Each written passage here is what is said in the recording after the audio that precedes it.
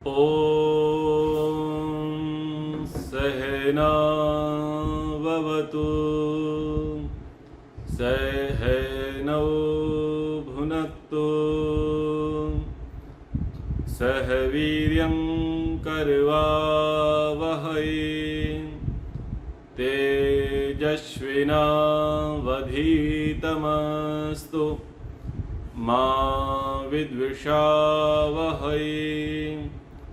ओम शांति शांति शांति। विशुद्ध मनुस्मृति चौथा अध्याय। आज दो विषयों को एक ही कक्षा में समाविष्ट करने का प्रयास करेंगे। पहला विषय है स्वतंत्र कर्म, पराधीन कर्म, और दूसरा बड़ा महत्वपूर्ण विषय है जो लोगों के लिए सदा जानने योग्य रहता है, जिस पर सर्वाधिक लोग चर्चा करते हैं। और विषय क्या है कि व्यक्ति अधर्म करता है तो उसको पापों की सजा मिलती हुई दिखाई नहीं देती, तो लोगों की अधर्म के कार्य करने में रुचि बढ़ जाती है।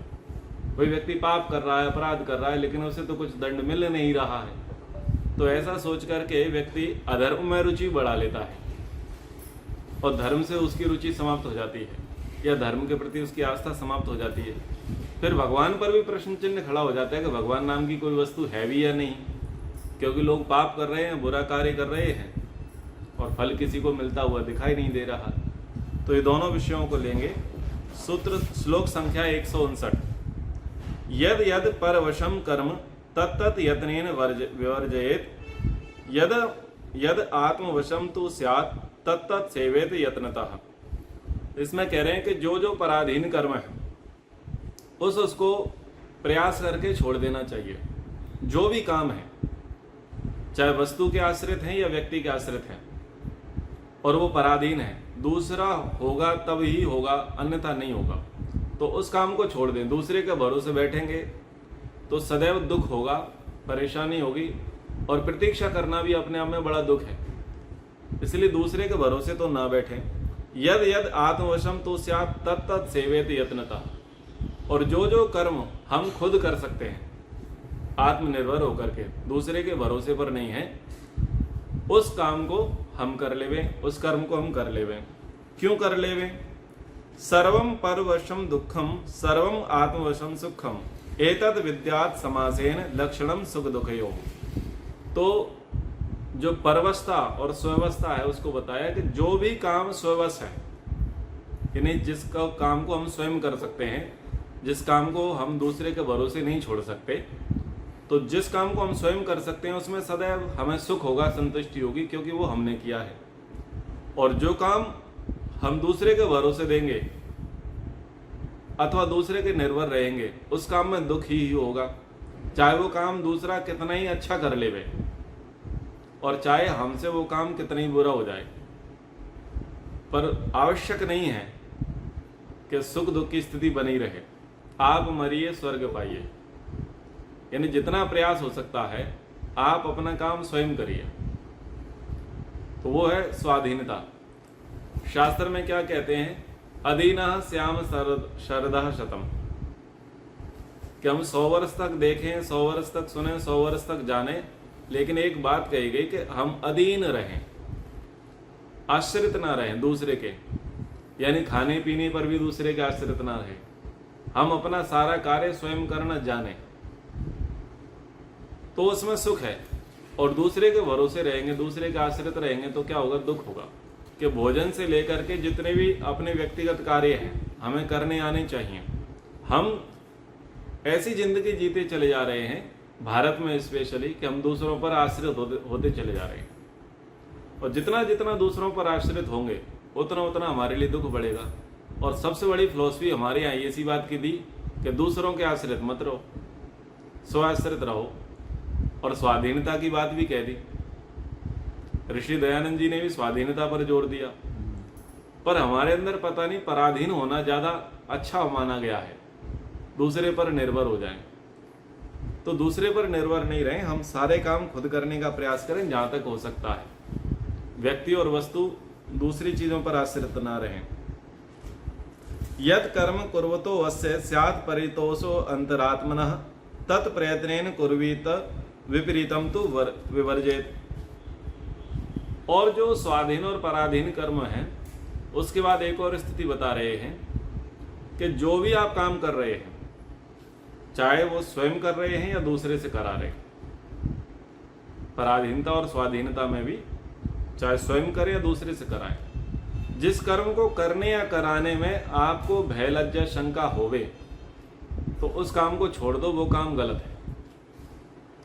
भले ही आपको कई लोग बता दें, समझा दें, नहीं इस काम को कर लो, भले ही दूसरे से आप काम करा लो और आप सोच लें जी सब तो कर रहे हैं, मैं कौन सा नया कर रहा हूं, लेकिन जिस काम को करने कराने में आपको अंदर से ये फील हो रहा है कि भय लग रहा है, शर्म आएगी, डर लग रहा है, पता नहीं क्या हो जाएगा, तो इसका मतलब ये है कि संकेत ठीक नहीं है। उस काम को ना तो स्वयं करो और ना दूसरे से कराओ। और उसके विपरीत यदि किसी काम को करने और कराने में आपको सुख की अनुभूति हो रही है, आत्मा में प्रसन्नता की स्थिति हो रही है, आपको लग रहा है कि ये श्रेष्ठ है, आपको आनंद उत्साह प्रीति की अनुभूति हो रही है, तो उस काम को आप कर लो, वो काम आपके लिए ठीक है। क्योंकि जो अंतरात्मा की आवाज़ है यही ईश्वर की आवाज़ है। ईश्वर के जो 5 कर्म हैं, संसार को उत्पन्न करना, संसार को चलाना, संसार को नष्ट करना, वेद का ज्ञान देना और कर्म फल देना। 6वां काम है भय लज्जा शंका, जीवात्मा के प्राणियों के मन में प्रेरणा देना, अच्छे काम के लिए प्रेरणा देना और बुरे काम से रोकना। तो यहाँ पर ये भय लज्जा शंका की स्थिति हो रही है, तो वहां पर हमें कामों को रोक देना चाहिए। और व्यवहार की बात बता रहे हैं, आचार्यम च प्रवक्तारम पितरम मातरम गुरुम न हिंसात ब्राह्मणान गाश्य सर्वांशैव तपस्विनः। यहाँ पर व्यवहार की बात बताई कि देखो, एक तो वेद के पढ़ाने वाले हैं, एक वेद के उपदेष्टा है, फिर विद्वान है, ब्राह्मण है, गाय हैं और माता पिता है। इनको कभी प्रताड़ित मत करो, ना वाणी से ना व्यवहार से। ना तो अपशब्दों का प्रयोग करना है और ना ही हिंसात्मक व्यवहार करना है, ये बिल्कुल भी नहीं करना। क्यों नहीं करना? आज आप जैसी भी स्थिति में पहुंचे हो उसके मूल में यही लोग हैं। जितनी भी हमने उन्नति की है, शिक्षा के स्तर में उन्नति की है, समाज के स्तर में उन्नति की है, धन के स्तर में जो भी हमने उन्नति की है, अब इतनी उन्नति प्राप्त करके हमको क्या लगता है कि हम धन में अपने माता पिता से, अपने बड़े जनों से आगे बढ़ गए, तो धन में बढ़ गए हैं, पद में बढ़ गए हैं, किसी न किसी चीज में जाकर के बढ़ ही जाते हैं। जब बढ़ जाते हैं तो कभी किसी फील्ड में हम कंपैरिजन करते हैं, तो क्या पाते हैं कि ये हमसे कम है, और ये हमसे कम है ऐसा मान करके हम फिर उनको थोड़ा कठोर शब्द का प्रयोग कर ही लेते हैं। और कई कई जगह पर तो स्थिति ये होती है कि हिंसात्मक व्यवहार हो जाता है, और बच्चों में तो एग्रेशन इतना है कि वो माता पिता को मार भी देते हैं। कई ऐसे केस हुए कि माता पिता ने बोला कि बेटा पबजी गेम नहीं खेलना है। उसने कहा कि मैं 4 महीने से काम कर रहा था, मैंने इतने सारे हथियार परचेज कर लिए और मेरे सारे दोस्त मिलकर के मुझे मार देंगे अगर मैंने गेम नहीं खेला तो मुझे तो गेम खेलना है, मैंने 4 महीने की मेहनत की है। माता ने कहा कि बेटा इस गेम में कुछ नहीं रखा है, थोड़ा रियल वर्ल्ड में आ और पढ़ाई पर फोकस कर।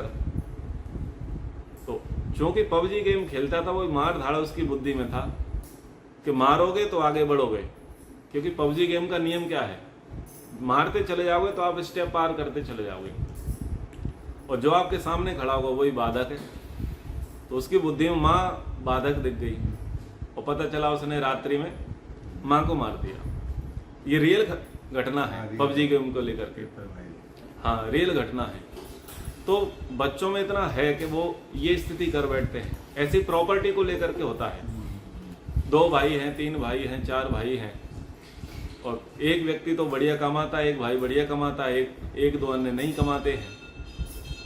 तो प्रॉपर्टी को बंटवारे को लेकर के क्या करते हैं, माता पिता के प्रति हिंसात्मक व्यवहार कर देते हैं। अब उसमें माता पिता की गलती क्या है? गलती तो तुम्हारी है कि तुम नहीं कर रहे हो, कहीं ना कहीं तुम्हारा दोष है। माता पिता ने ना तो पढ़ाने में कमी छोड़ी, ना पालन पोषण में कमी छोड़ी, ना तुम्हें आत्मनिर्भर बनाने में कमी छोड़ी। उन्होंने तो कहीं नहीं कमी छोड़ी। कहीं ना कहीं तुम्हारा आलस था, तुम्हारा प्रबंध था, तुम्हारी नकारात्मक स्थिति थी, पर एग्रेसिव हो जाते हैं और ये स्थिति होती है कि माता पिता को मार देते हैं। प्रॉपर्टी का तो इतना विवाद हो जाता है कि माता पिता को सड़ने के लिए छोड़ देते हैं। तो वो कह रहे हैं कि भले ही आप कितनी अच्छी स्थिति को प्राप्त हो जाओ या बुरी स्थिति को प्राप्त हो जाओ, बुरी स्थिति को प्राप्त होगे उसमें माता पिता कभी कारण नहीं होंगे, और अच्छी स्थिति को प्राप्त होंगे तो उसमें माता पिता कारण अवश्य हो। तो जो भी हमारे श्रेष्ठ हैं, यानी ब्राह्मण हैं, गाय हैं, माता पिता हैं, गुरु आचार्य हैं, इनका कभी मन वाणी से, शरीर से इनके प्रति हिंसात्मक व्यवहार नहीं करना है। नास्तिक्यम वेद निंदाम च देवतानां च कुत्सनम द्वेषम दम्भम च मानम च क्रोधम तैक्षण्यम च वर्जयेत। कुछ चीजों को छोड़ देना चाहिए, और अगर उनको छोड़ देंगे तो हमारा मनुष्य जीवन का विकास हो जाएगा। और उनमें से एक भी चीज हमने पकड़ रखी है तो निश्चित ही हमारा पतन अवश्यम भावी है। तो सबसे पहला तो क्या है कि सबसे बुरा है नास्तिकता, वेदों पर आस्था ना रखना, ईश्वर पर आस्था ना रखना, आत्मा पर आस्था ना रखना, पुनर्जन्म को ना मानना, कर्म फल को ना मानना, इस व्यवस्था पर विश्वास ना रखना, ये बहुत घातक है। व्यक्ति के लिए भी घातक है, और व्यक्ति जिस जिस समाज के वर्ग से मिलेगा उसको वो प्रभावित भी करेगा। इसलिए नास्तिक के लिए तो शास्त्रकार ने कहा कि उसे मंडली से बाहर कर दो। खुद तो संक्रमित है, लेकिन जितने लोगों से मिलता चला जाएगा उतने लोगों को वो संक्रमित करेगा, इसलिए उसे मंडली से बाहर कर दो। तो नास्तिकता बुरी कही। दूसरी ये बात कही कि वेदों की निंदा, सदाचारी विद्वानों की निंदा, द्वेष, पाखंड, अभिमान, क्रोध और स्वभाव में तीव्रता, एग्रेशन, इसमें से एक भी चीज होगी वो व्यक्ति को क्या करेगी, मार देगी। वो दंडता हो, द्वेष हो, क्रोध हो, अभिमान हो, तो इन दोषों को छोड़ देना चाहिए। परस्य दंडम न उच्छेद क्रुद्धो नैव निपातयेत अन्यत्र पुत्रात् शिष्यात् वा शिष्टयर्थम ताड़येतु तौ। पुत्र और शिष्य से भिन्न अन्य किसी व्यक्ति पर दंडा ना उठाएं, अर्थात दंडा आदि से ना मारें, और पुत्र तथा शिष्य को भी क्रोधित होकर ना मारें, ना ताड़ना करें। उन पुत्र और शिष्य को भी केवल शिक्षा देने की भावना से ही ताड़ना करें। एक व्यवस्था बता रहे हैं कि पुत्र और शिष्य जो है उनको सुधारने का दायित्व किसका है, माता पिता गुरुजन का है। तो पहला तो नियम यह है कि हम वाणी से समझाएं, वाणी से समझाएं, व्यवहार से समझाएं, फिर कुछ डरा करके समझाएं। और अंतिम प्रयोग है ताड़ना, यानी दंड देना, और दंड देने के ये अधिकारी हैं, पात्र हैं। दंड तब दिया जाएगा जब बातों से नहीं समझ रहा, जब डराने से नहीं समझ रहा, तब दंड देना पड़ेगा। लेकिन दंड किस लिए दिया जा रहा है कि बिगाड़ अधिक हो रहा है और सुधार की आवश्यकता है। सुधार की आवश्यकता के लिए दंड अनिवार्य है, बिना दंड के व्यक्ति का सुधार होगा नहीं। लेकिन कह रहे हैं कि द्वेष में, क्रोध में कभी भी नहीं मारे, और अपने बच्चों के अतिरिक्त दूसरे को ना मारे।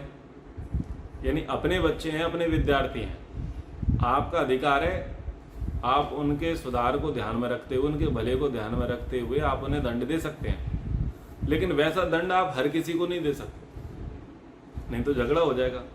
शास्त्र ने बड़ी बात कही।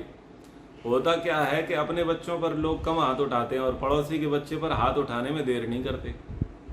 और पहले स्थिति ये थी कि अपने बच्चे की हड्डी सलामत रहती थी, खाल उधेड़ देते थे, लेकिन पड़ोसी का बच्चा है और निकट संबंधी का बच्चा है तो उससे कुछ कहते नहीं थे। ये व्यवहार था पहले। आज व्यवहार टोटल अपोजिट हो गया है कि अपने बच्चे पर तो हाथ नहीं उठाएंगे, लेकिन पड़ोसी के बच्चे को मारने से पीछे बाज नहीं आएंगे। और शास्त्रकार कितनी बड़ी बात कह रहा है कि ना भाई, आपको सुधारना है, आप अपने के लिए करो, दूसरे के पीछे मत पड़ो। दूसरे का अपना माँ बाप है, उसके अलग गुरु आचार्य हैं, वो उसके लिए दंड देंगे, और आप करोगे तो उससे होगा ये कि बड़े बड़े में द्वेष हो जाएगा, झगड़ा हो जाएगा, बैर हो जाएगा। और अपने बच्चे भी जो हैं उनको द्वेष पूर्वक और क्रोध पूर्वक तो कभी भी नहीं मारना।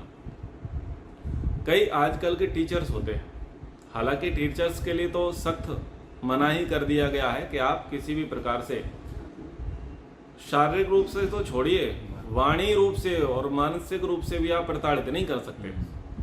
लेकिन फिर भी कोचिंग के लिए बच्चे जाते हैं, कोचिंग के लिए किसी के पास बच्चे पढ़ने जाते हैं तो व्यक्ति पहले से फ्रस्ट्रेट है किसी चीज़ को लेकर के, या तो फीस को लेकर के फ्रस्ट्रेट है या घर की व्यवस्थाओं को लेकर के फ्रस्ट्रेट है।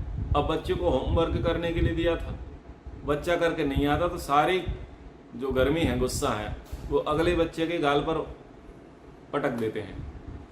तो कई बच्चों के तो हालत बिगड़ जाती है, हाथ तक टूट जाते हैं, फ्रैक्चर हो जाते हैं, इतने बुरी तरीके से मारते हैं। तो वो फ्रस्ट्रेशन है। तो ऐसे लोगों के पास पढ़ाना भी नहीं चाहिए। शिक्षक कौन होगा जो मनोरोगी नहीं होगा? तन और मन से स्वस्थ व्यक्ति ही शिक्षक हो सकता है। अब आजकल शिक्षक की नियुक्ति किस आधार पर होती है? कागज के आधार पर कि आपने कितनी डिग्री प्राप्त कर ली, आपने डीएड कर लिया, बीएड कर लिया, ठीक है, नीट की आपने प्रिपरेशन कर ली, नेट आपने क्वालिफाई कर लिया है, और आपका ये देख लिया कि आपकी पढ़ाने की स्किल क्या है, एक्सपीरियंस कितना है। इसके आधार पर क्या होता है, टीचर की, अध्यापक की नियुक्ति हो जाती है। पर क्या वो मानसिक रूप से स्वस्थ है, ये नहीं देखा जाता, और इसके लिए कोई व्यवस्था नहीं है। बताओ कहीं पर हमारी व्यवस्था है कि उसका मानसिक रूप से टेस्ट किया जाए कि विपरीत परिस्थिति में ये कैसे रिएक्ट करेगा, और वो व्यक्ति सबसे बड़ा हिंसा वाला कार्य कर बैठता है और उसका प्रभाव बच्चों पर बहुत पड़ता है। माता पिता और गुरुजनों का सर्वाधिक प्रभाव बच्चों पर पड़ता है, इसलिए उनको मानसिक रोगी तो होना ही नहीं चाहिए। बच्चों के अंदर जो डिप्रेशन की स्थिति आती है, या बच्चे सहमे रहते हैं, या एग्रेशन जो बन करके आता है, उसका कारण कौन होता है? उनकी परवरिश करने वाले, उन्हें शिक्षा देने वाले। दो बच्चे हैं, भाई बहन है, या बहन बहन है, या भाई भाई है, या क्लासमेट है। शिक्षक का एक के प्रति उदार भाव है और दूसरे के प्रति कठोर भाव है, जबकि जिसके प्रति कठोर भाव था वो भी बच्चा अच्छा था, समझदार था, बस थोड़ी बहुत गलतियां थी, और वो जो पक्षपातपूर्ण व्यवहार उसके साथ होता है वो उसको या तो साइको बना देता है, या क्रिमिनल बना देता है, या उसकी लाइफ बर्बाद कर देता है। और ये भी कई उदाहरण देखे जाते हैं कि मानसिक रोगी जो शिक्षक होता है, या मानसिक रूप से जो कमजोर माता पिता होते हैं, उनकी परवरिश बहुत डेंजरस होती है। बच्चा देवता हो सकता था और वो परवरिश उसे दानव बना देती है। बड़े होशियार गुणी बच्चे होते हैं, बहुत शार्प माइंड के होते हैं, पर गलत तरीके से ट्रीट किया गया तो वो रॉन्ग वे में चले जाते हैं। तो ये भी परिणाम देखे जाते हैं। तो शास्त्रकार कह रहा है क्रोध में भी नहीं मारना है। बहुत सारी बातों को, बहुत सारे मनोविज्ञानों को शास्त्र कहता है। अब धर्म और अधर्म के प्रसंग को यहां पर ले रहे हैं। अधार्मिको नरो यो ही यस्य चा अपि अनृतम धनम हिंसारतश्च यो नित्यम नेहासो सुखम एधते। यह ही नरः अधार्मिका। जो मनुष्य अधार्मिक है, अधर्म के कार्य करता है, और यस्य अनृतम धनम, जिसका अधर्म सत्य असत्य से संचित किया हुआ धन है, और यह हिंसा रतः, जो हिंसा में रत है, दूसरों को पीड़ा देता है, असौ, ऐसा मनुष्य, यह सुखम न एधते, इस जीवन में कभी सुख प्राप्त नहीं कर सकता, और अधर्म के कारण उसे पर जन्मों में भी सुख नहीं मिलता। ऋषि दयानंद जी कहते हैं कि जो अधार्मिक मनुष्य है और जिसका अधर्म से संचित किया हुआ धन है, और जो सदा हिंसा में अर्थात वैर में प्रवृत्त रहता है, वह इस लोक और परलोक अर्थात परजन्म में भी सुख को प्राप्त कभी नहीं हो सकता। आगे बताया, न सीदन्नपि धर्मेण मनो अधर्मे निवेशयेत्, अधार्मिकाणां पापानां आशु पश्यन् विपर्ययम्। तो जो अधार्मिक पापियों का, जो पापों से उनकी उन्नति और समृद्धि हो गई हो तो भी फिर से विनाश तीव्र गति से होता है, यह समझते हुए धर्माचरण से कष्ट उठाता हुआ भी अधर्म में कभी मन न लगावे, धर्म में मन रखे, धर्म का ही सदा पालन करे। आगे, न अधर्मश्चरितो लोके सद्या फलति गौरवी, शनैर आवर्तम शनैः आवर्तमानः तु कर्तमूलानि कृतन्ति। संसार में किया हुआ धर्म, जैसे गाय को पालने खिलाने का दुग्ध प्राप्त आदि फल तुरंत प्राप्त नहीं होता, अपितु समय विशेष पर ही होता है, उसी प्रकार तुरंत फल नहीं देता, समय आने पर ही देता है, किंतु धीरे धीरे उसको चारों ओर से घेरकर अधर्म कर्ता की जड़ों को ही काट डालता है, अर्थात उसका धीरे धीरे पूर्णतः सर्वनाश कर देता है। ऋषि दयानंद कहते हैं, किया हुआ अधर्म निष्फल कभी नहीं होता, परंतु जिस समय अधर्म करता है उसी समय फल भी नहीं होता। इसलिए अज्ञानी लोग अधर्म आचरण से नहीं डरते, परंतु निश्चय जाने कि वह अधर्माचरण धीरे धीरे तुम्हारे सुखों के मूलों को काटता चला जाता है। तो ये 3 श्लोक हैं, 3 श्लोकों का संयुक्त रूप से विचार करें। जो भी मनुष्य है अधर्म से, पाप से वो धन अर्जित करता है, धन अर्जित करता हो या ना करता हो, लेकिन अधर्म में रुचि है, लड़ाई में, झगड़े में, विवाद में रुचि है, चुगली करने में रुचि है, हर किसी को परेशान करना उसका काम है, भले ही पैसा नहीं मिल रहा। तो कुछ लोग ऐसे भी होते हैं शरारती तत्व के, शरारती तत्व होते हैं ना, बिल्ली के जैसे, कुत्तों के जैसे स्वभाव वाले, तो वो ऐसे करते चले जाते हैं। तो कह रहे हैं कि ये काम तो करो मत, किसी को सताओ मत, ना अधर्म करो, ना पाप कर्म में संलग्न रहो, मना कर दिया। फिर एक बात कही कि कई लोग ऐसे हैं जो 2 नंबर का रास्ता अपनाते हैं, अधर्माचरण करते हैं, और अधर्माचरण करने से क्या होता है, वो प्रोग्रेस प्राप्त करते हैं, उन्नति को प्राप्त करते हैं। कोई बढ़िया पत्रकार बन जाता है, कोई नेता बन जाता है, कोई अभिनेता बन जाता है, अधर्म के माध्यम से बड़ा व्यापारी बन जाता है, बड़े पदों पर पहुंच जाता है। कैसे पहुंचा? तिगड़मबाजी से, सांठगांठ से। और कई जो ईमानदार लोग हैं, जो धर्म का पालन कर रहे थे, सत्य का पालन कर रहे थे, प्रोटोकॉल को फॉलो कर रहे थे, वो उस पद को, उस स्थिति को प्राप्त नहीं हो पा रहे। अब ये लोग दुखी हैं जिन्होंने न्याय का सहारा लिया, धर्म का सहारा लिया, सत्य का सहारा लिया। ये लोग दुखी हैं कि देखो हम तो वहीं की वहीं हैं, जस के तस हमारी स्थिति है। और ये लोग देखो छल प्रपंच करके, झूठ चोरी छल कपट करके ये बड़ी स्थिति को प्राप्त हो गए। और ना केवल बड़ी स्थिति को प्राप्त हो गए, ये तो सुखी है। 5 उंगली घी में नहीं है इनकी, तो 20 की 20 उंगलियां घी में है। अब ऐसी चीजों को देख करके व्यक्ति दुखी होता है, बोले क्या ही मिला इस सत्यवादिता से, ऐसे धर्माचरण से क्या ही मिला कि हमको सुख ही नसीब नहीं हो रहा है और हम अपमानित हो रहे हैं, लज्जित हो रहे हैं। तो ऐसे व्यक्ति के मन में आता है। तो शास्त्रकार कह रहा है, तुमको क्या लगा? तुमको ये लगा कि तुमने अधर्म किया तो तुम्हें तुरंत दंड मिल गया, और इसने अधर्म किया तो इसको दंड नहीं मिला। क्योंकि ये भी स्थिति होती है, कुछ लोग झूठ बोलते हैं तो उसको तुरंत दंड मिल जाता है, पाप करते हैं तुरंत दंड मिल जाता है, अधर्म करते हैं तुरंत दंड मिल जाता है, और कुछ लोग भयंकर अधर्म करते हैं, उन्हें कोई पकड़ता नहीं है। अब इससे व्यक्ति बड़ा परेशान होता है कि भाई हम थोड़ा सा बुरा करें तो हमें तुरंत लाठी पड़ती है, और ये इतना इतना बड़ा काम कर रहे हैं, इनका कुछ नहीं हो रहा। भाई न्याय व्यवस्था नाम की कोई चीज है कि नहीं, भगवान नाम की कोई चीज है या नहीं, बड़ा परेशान होता है। यदि तुम अधर्म का कार्य कर रहे हो, गलत कार्य कर रहे हो, और तुमको अगर जल्दी दंड मिलता हुआ दिखाई दे रहा है, इसका मतलब यह है कि तुम्हारे भाग्य में अधर्म है ही नहीं। भगवान नहीं चाहता कि तुम गलत रास्ते पर जाओ। इसको अच्छे संकेत मानो, शुभ संकेत मानो कि ना तो तुम्हारा सट्टा में मन लगता, जुआ खेलते हो तो उसमें भी हार जाते हो, झूठ बोलते हो तो वहां भी पकड़े जाते हो, कुछ भी गलत काम करते हो तो दोगुना ब्याज लग करके अपना नुकसान हो जाता है। तो इसका तो आप अच्छा ही अर्थ मान के चलो कि भगवान नहीं चाहता कि तुम गलत काम करो, कहीं ना कहीं तुम्हारे लिए अच्छी व्यवस्था है, तो ये तो संतुष्टि करो। ऐसा मान करके संतुष्टि करना चाहिए, व्यक्ति को समझना चाहिए ना। अब दूसरी तरफ क्या है कि एक ने बढ़िया फिजिकल दिया, ओरल टेस्ट दिया, लिखित भी दिया, और वो भर्ती नहीं हुआ, पद पर नहीं पहुंचा। अगले व्यक्ति ने सांठ गांठ की, नेता से मिला या कुछ भी चीजें सामने प्रस्तुत कर दी और उसको पद मिल गया। आपको लग रहा है यार इस अंधेरी नगरी चौपट राजा, यहाँ देश में तो न्याय से तो काम चलेगा नहीं, कोई बात नहीं। और आपको क्या लग रहा है इनकी मौज है? तो महर्षि मनु जी कह रहे हैं कि अधर्म करने वाला हो सकता है।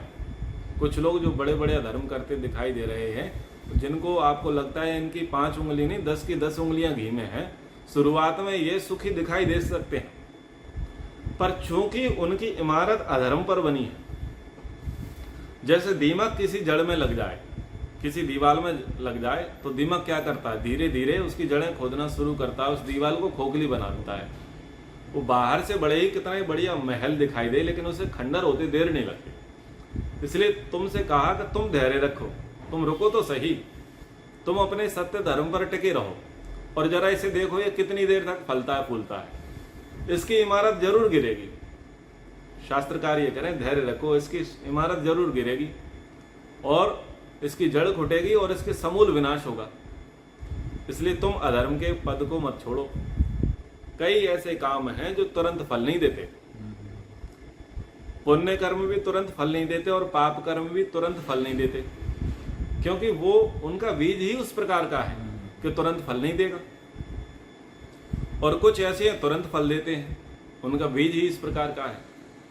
लेकिन एक और बड़ी बात थी जो पहले कहा कि भय लज्जा शंका। व्यक्ति धर्म से पद को प्राप्त करे, धर्म से नेता बने, धर्म से पत्रकार बने, धर्म से अभिनेता बने, धर्म से व्यापारी बने, तो वो धर्म का जब मार्ग चुनेगा, भले उसे कठिनाई मिले, लेकिन उसे आत्मसंतुष्टि होगी कि मेरा मार्ग गलत नहीं है। यानी आनंद उत्साह प्रीति ईश्वर का सबसे पहले उसको हरी झंडी मिल गई है। और जो व्यक्ति अनैतिक माध्यम से, अधर्म के माध्यम से, गलत रास्ते से इन बड़ी बड़ी पोजीशंस को प्राप्त करना चाहता है, उसके भीतर तुरंत भय लज्जा शंका तो होगा ही। अब भले ही वो उस आत्मा की आवाज को दबा दे, गिरा दे, और आत्मा की आवाज को दबाने गिराने वाले को क्या कहा है, आत्महना। असूर्या नाम ते लोका अंधेन तमसावृता तांस्ते प्रत्यापि गच्छन्ति एके च आत्महनोजना। वही लोग असुर पिशाच राक्षस हैं जो मन में कुछ, वाणी में कुछ और शरीर में कुछ और किया करते हैं। प्रेत योनि तो इन्हीं को मिलेगी। अंधेरे नरकों में तो यही लोग जाएंगे। ये वर्तमान में भले ही चमकीली इनकी लाइफ है, लेकिन व्यक्तिगत लाइफ में इनके अंधेरा है।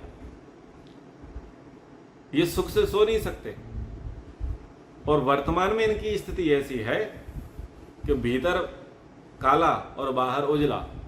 और जब ये शरीर छोड़ेंगे, जब ये प्रेत होंगे, तब इनको घोर अंधकार में योनियां मिलेंगी। इसलिए तुम अधर्म के रास्ते पर तुम मत चलना। दूसरी बात यह है कि कर्म का एक अपना प्रभाव होता है। गाय गेहूं का हम बीज डालेंगे तो उसका तो फल 4 महीने में मिलेगा, और अगर आम लगाएंगे तो वो साल भर में, 2 वर्ष में, 3 वर्ष में। जैसा जैसा बीज होगा वैसे वैसे उसके फल होंगे। अब एक और चीज है कि एक छोटी सी चोरी करने में एक व्यक्ति को सजा हो गई, पकड़ा गया, मारा गया, या उसे दुगना हर्जाना भरना पड़ा, जिसकी हम पहले चर्चा कर चुके हैं। और एक अगला व्यक्ति है, वो कर रहा है, उसे कुछ नहीं हो रहा।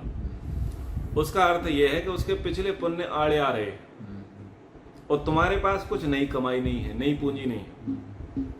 कई लोग ऐसे होते हैं ना कि पिताजी अच्छे थे, सब कुछ अच्छा था, खानदान बढ़िया था, पैसे वाला परिवार था, और सारे बुराई वाले काम कर रहा था, लेकिन फिर भी कभी दुख नहीं दिखाई दे रहा था उसके जीवन में, सदा मस्ती दिखाई दे रही थी। उसका अर्थ यह था कि वो पिछले पुण्य उसके जो तगड़े थे, उसकी मात्रा अच्छी थी, तो उसके फल को भोग रहा था। और ये जो वर्तमान के जो पाप हैं, ये इनकी जो गठरी थी, ये कमजोर थी। और तुम्हारे साथ समस्या ये थी कि तुम्हारे पुण्य तगड़े नहीं थे, इसीलिए तुम साधारण परिवार में जन्मे। अब तुम कुछ भी करते हो तो तुमको जल्दी प्रभाव पड़ जाता है, तुम पर जल्दी उसका असर होता है। लेकिन तुम यहाँ धैर्य रखना, वो पुण्यों का प्रभाव ही समाप्त होगा। धर्म का मतलब क्या है? धैर्य रखना। वो पिछली पूंजी है, उसको भोग रहा है, उस पुण्य को भोग रहा है, इसके कारण से वो पाप उस पर हावी नहीं हो रहे, यानी अभी उसके पाप का घड़ा भरा नहीं है। और तुम्हारा पहले से भरा था तो तुम एक बूंद भी डालते तो ओवरफ्लो होता है। तो इसके भरने में समय लगेगा, लेकिन जब इसका भरेगा तो इसका सर्वांश में नाश हो जाएगा। ये तो साइकिल है, ये तो चक्र है, उस चक्र पर ध्यान देना है। एक का भरा है तो खाली होगा, एक का खाली है तो भरा होगा। तो तुम अपने सत्य पर, धर्म पर, न्याय पर तुम डटे रहो, अड़े रहो। तुम्हारे देखते ही देखते क्या देखोगे? ये व्यक्ति अर्श से फर्श पे आ जाएगा। बोले कैसे आ जाएगा, कब आ जाएगा? तो उसके लिए बहुत अच्छा श्लोक दिया। यदि न आत्मनि पुत्रेषु न चेत पुत्रेषु न त्रिषु न त्वेव तु कर्तो अधर्मः कर्तुम भवति निष्फलः। अधर्म का जो फल यदि कर्ता के अपने जीवन में पूर्ण नहीं मिलता तो अधर्म में भागीदार पुत्रों के जीवन में मिलता है। यदि पुत्रों के जीवन में पूर्ण नहीं मिलता तो अधर्म में भागीदार नातियों पोतों के जीवन में मिलता है। किंतु कर्ता के द्वारा किया गया अधर्म कभी भी निष्फल नहीं होता।